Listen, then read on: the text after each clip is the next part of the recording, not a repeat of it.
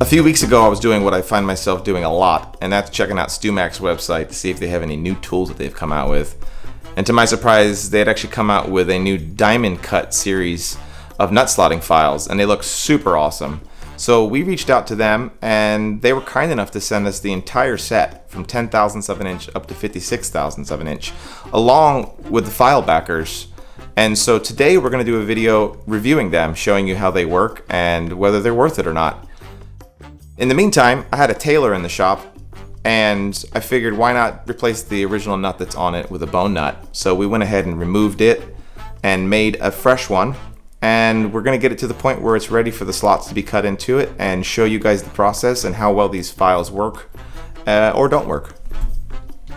The first step that we needed to do when we got these files was to take them out of their individual wrappers and then to put them in the file backers.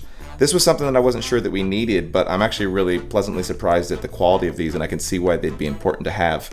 They are going to add quite a bit of stiffness to the files and allow them to run that much more straight.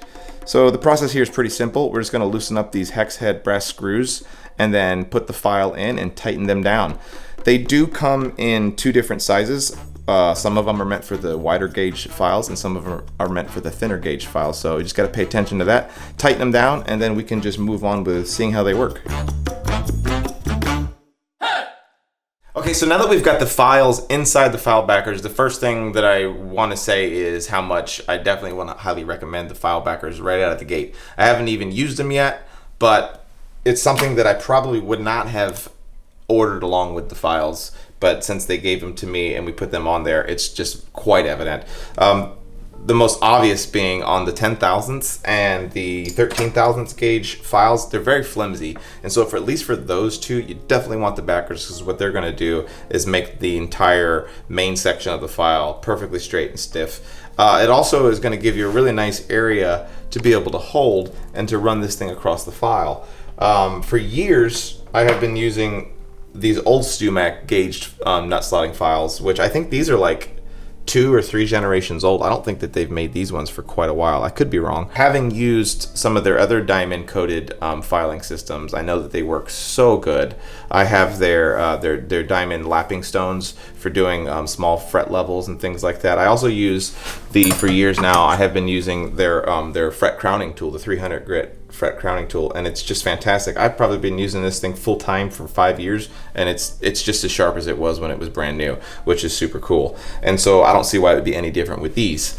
The other slight issue that I kind of run into with the traditional ones, which I'm sure some other folks have had too, just by the very nature of how the teeth are cut into the file, a lot of the time, if I'm not careful with how I do the stroke across the piece of bone, you can actually end up putting some of those little ridges inside of the slot, and then you end up with that classic tune the string up and it goes click, click, click, click, click, and you just can't quite get the guitar in tune.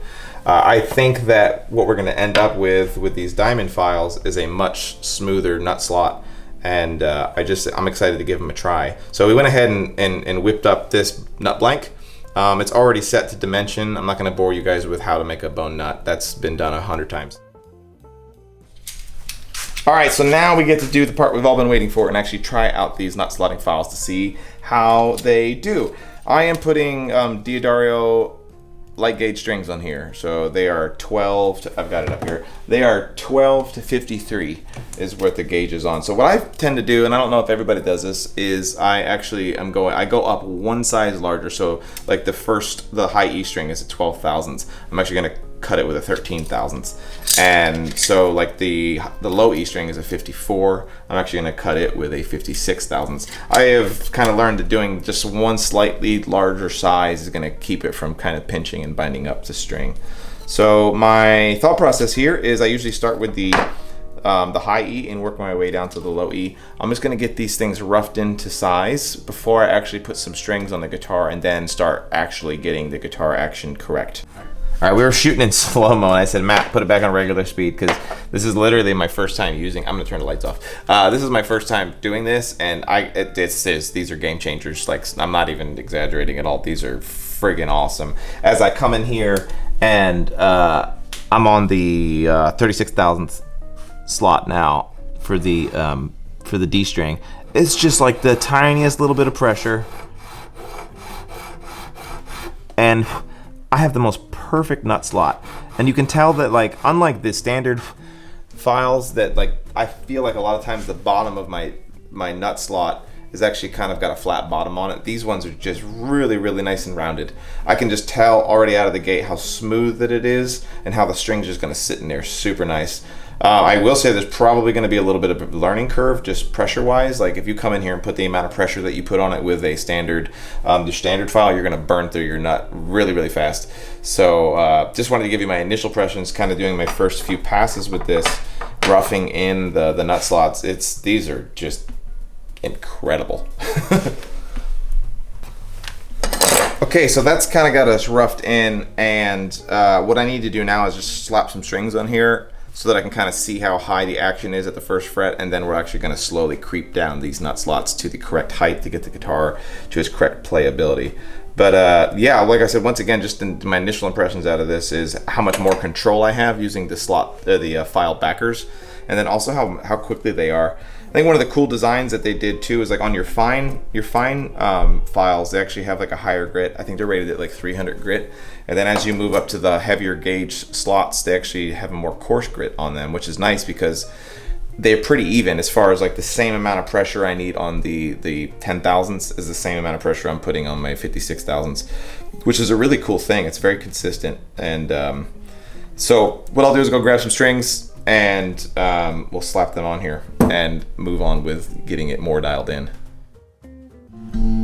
We're just tuning these strings up to pitch before we get in here and really dial in the slots. And like there's usually at this point, because I'm just roughed it in, usually at this point there's a lot of like click click click click with the strings. It's just buttery smooth. These I knew that they were going to be better than the original nut slotting files, but I did not anticipate that they would be this much better. And some of you would say they better be for the price, and I get that, but they really are. These are already, I haven't even finished the review yet, these are already that much better. Okay, so I was telling Matt off camera about like what I think that the measure of a really good nut file is going to be, how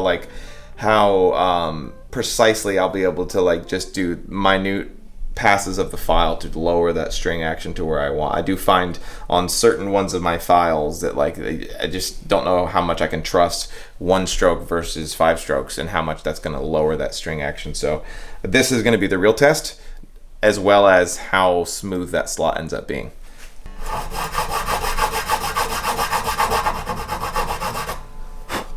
That was fast. It's crazy how quick these are going. I know that it may feel a little fabricated, but these are just great. These are super good. I'm so excited. Bro.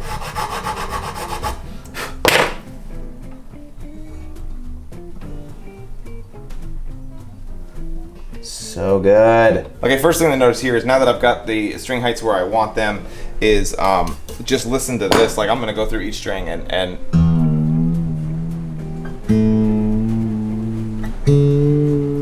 so smooth. Those are all my wound strings. Just like buttery smooth. There's a feel to it too. There's no pinching, no binding. Just a really nice smooth nut slot, which is gonna make a huge difference. I would definitely recommend then to anybody who's running a high production shop. If you have a guitar store and you're doing setups, if you are a repair tech and you do a lot of those, buy these. I know that these are by far not the cheapest file in the world. They are shockingly expensive. But with that said, I know that these will be the last files that you probably ever have to buy. I'm not ever going to need to buy another file. They're super awesome. And if by any chance they did happen to slightly go dull, you could flip it over and you have an entirely fresh new side to work with on there. If you're just a hobbyist and you only build a couple guitars a year, but you like to have the good stuff, still buy them. The old school ones, really great files. They work good.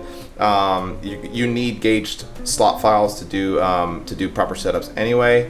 But I'm completely flabbergasted by them. I was already, like I said, my expectations were pretty high because of my use with their other DiamondCut tools for fret crowning. But this is just on a whole nother level.